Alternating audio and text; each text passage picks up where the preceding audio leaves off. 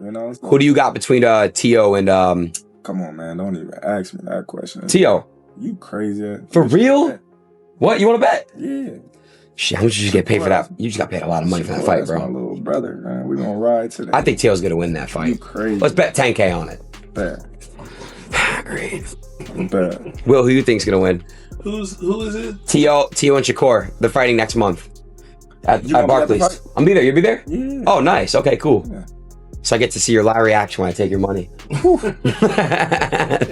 Little bro walking away with that. One interview, most boxing predictions are safe, cautious, and forgettable. Fighters usually say things like, it's a 50-50 fight, or may the best man win, because nobody wants to create enemies. But Terence "Bud" Crawford is done playing it safe.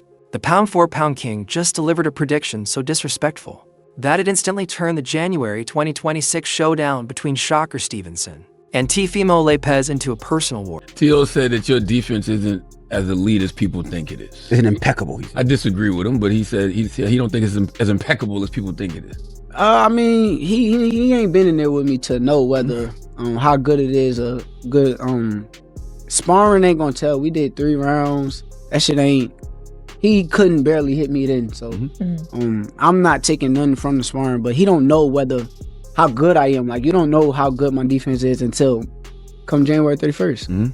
He pretty much said your style of boxing. He said he's beat hundreds of fighters with your style. 200 southpaws. 200 southpaws. Undefeated against southpaws. So he said it's light work. Man, well, that's the thing where he gotta like pay attention to, cause like, yeah, you did good with some southpaws, but then there are southpaws you did bad with. So it's not just, okay, I beat Lomachenko and Josh Taylor, but then you fought Jermaine Ortiz and Sandor Martin, and they are 2 southpaws who both gave you trouble. So that's a good point. It gave him confidence to beat them bigger guys that got the bigger names, but his confidence went down when he fought them other guys. So truthfully, all that southpaw shit, that shit sound good, but what you gonna do when you get in front of me? I'm not none of them guys. To interview, what sounds good is one thing. What are you going to do when you're standing in front of me? Crawford didn't just pick a winner. He put real money behind it. During a live stream that quickly went viral, Crawford stared straight into the camera and guaranteed that Shakur wouldn't just beat Teofimo. He would embarrass him. Without hesitation, he threw down a $10,000 bet, boldly claiming Shakur is going to beat the brakes off Lopez. This wasn't a friendly wager. It was a public declaration that Crawford sees Teofimo as easy work for his protege. And as expected, Teofimo did not take it quietly. Did you hear Terence Crawford in support? Fuck those guys. They both suck each other's, Alright, so I was just thinking, I was hearing up cheerleading Barboza. Oh, man. By the 7th, 8th round, they still quiet though. Alright. But they can't get at me. Why? Listen, they came special. Why can't they sit down and they came special? Why? What they scared of us? Losing to a Latino? They scared of. Come in. What happened? Listen, man, I told Terence Crawford has 2 long legs. They're already done, man. But, I did. And I'm happy for the guy, because he's getting a paycheck. That he punches up his weight. But he's never going to fight a real chat. You know what I'm saying? Like my son. I mean, that Canelo fight is ridiculous. The interview, the moment happened. On an Adin Ross livestream, a place known for jokes and chaos, not elite boxing breakdowns. But when the Shakur versus Teofimo fight came up, Crawford's energy shifted instantly. No laughter, no hesitation, just cold certainty.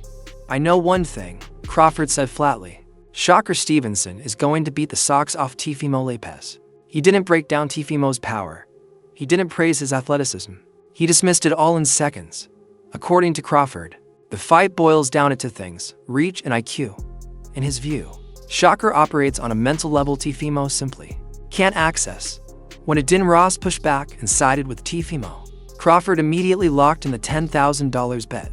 It was a power move, a clear message that said, I know boxing, you don't, and I'm willing to pay to prove. Between Teo and Come on, man! Don't even ask me that question. Teo. You crazy? For real? What, you want to bet? Yeah. Shit, how much did you get paid for that? You just got paid a lot of money for that fight, bro. That's my little brother, man. We gonna ride today. I think Teo's gonna win that fight. You crazy? Let's bet 10K on it. Bet. Great. Bet. Will, who you think's gonna win? Who is this? Teo and Shakur. They're fighting next month at Barclays. I'm be there. You'll be there? Yeah. Oh, nice. Okay, cool. Yeah. So I get to see your live reaction when I take your money. Little bro walking away with that. You gonna see. Nah, Shakur is not to be with, but Tio's good. Tio's good for what he do, but he's getting washed. Nah, come on. He's getting washed. And I don't even You bet. think Shakur's winning? Hey, look. That's how confident I am. And I don't even bet. You never bet? I never bet. I don't bet at all. Shakur is gonna beat him with the jab. You know that long reach. He's fast, bro. Man, you always going against the grain. You talking about you bet on Jake. I bet on you versus Canelo. Everyone's saying, don't do it, Eddie, you're an idiot. I think smart bet. because the UFC fighters, they fought that same night, and all the Mexicans won that night. You know what I mean? Because it was so my whole chat was like, you got to bet with the Mexicans, they're undefeated tonight. And last 5 minutes before a fight, I pull it, I go, yo, I'm going you. And no Mexican won on the boxing card. Teofimo Lopez has never been the type to let disrespect slide, and this was massive. His reaction to Crawford's, but showed exactly how deep it cut. Instead of focusing solely on Shakur, Teofimo shifted his attention to the man behind him. He referred to Shakur as one of Crawford's little guys, a minion sent to do the boss's dirty work. It was a deliberate dismissal, framing Shakur not as a world champion, but as a stepping stone standing between Teofimo and something. Everything. Did that help you prepare for big fights like this? Definitely. Training since February. Absolutely. All right. Can I ask you something? You want to sign a contract and fight my little brother?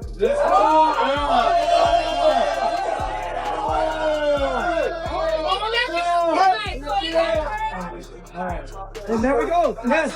I will fight them right now, but they want to fight for January and February. Hey, beat up right now. I'm signing a contract. Know that. Sign the contract. Know that. You ain't on that, remember? Know that. You ain't on that, remember? Right now, nigga. View, and that something bigger is Crawford himself, in a move some fans call fearless and others call delusional. Teofimo is now talking about jumping all the way to 160 pounds to fight Crawford directly. He's looking past the technical nightmare of Shakur Stevenson to call out a legend, sitting 3 weight classes above him. Classic Teofimo behavior, aiming for the stars while ignoring the cliff at his feet.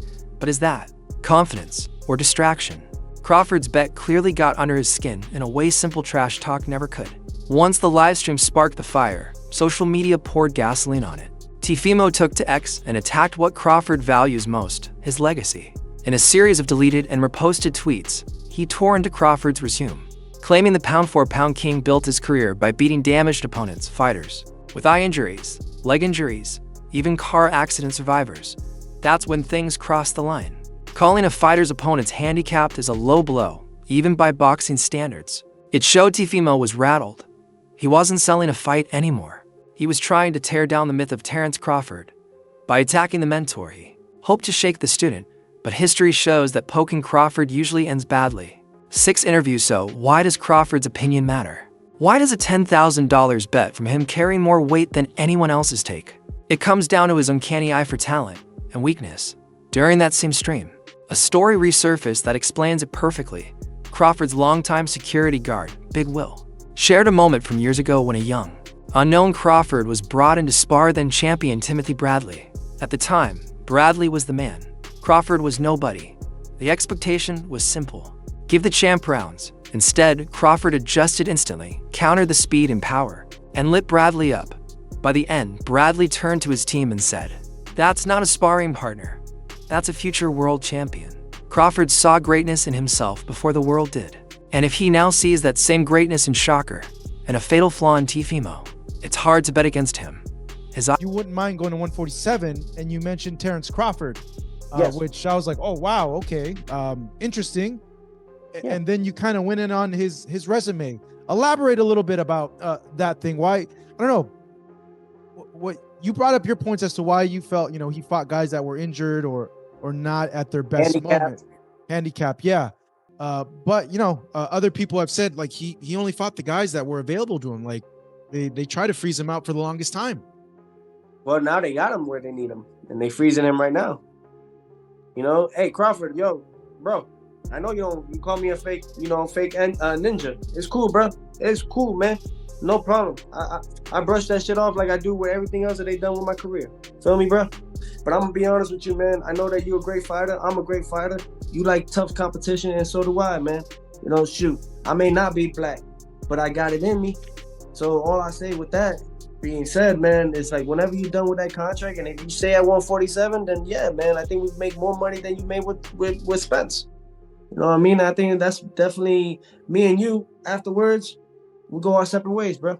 But I gotta be honest with you, man. Like you gotta figure out what you gotta do with Spence. If y'all gonna go to 54, cool, no problem, man. Make more money, make your, take care of your family. You got beautiful kids, my bro. You know that I don't ever disrespect. I always understand that family. It's a barrier. You know what I mean? And I understand that part. You can call me a fake ninja all you want, but that's one thing I won't ever cross, man. Congratulations to your boys, man. Let them keep winning those wrestling matches. Hell yeah, man. You're a great role model as a father, so keep doing that. I'll take that from your own book. Other than that, man, I'm just a fighter that likes to fight, man. I just love challenges. And I know the best guy that will probably give me the best challenge is Crawford. It's Crawford. Crazy.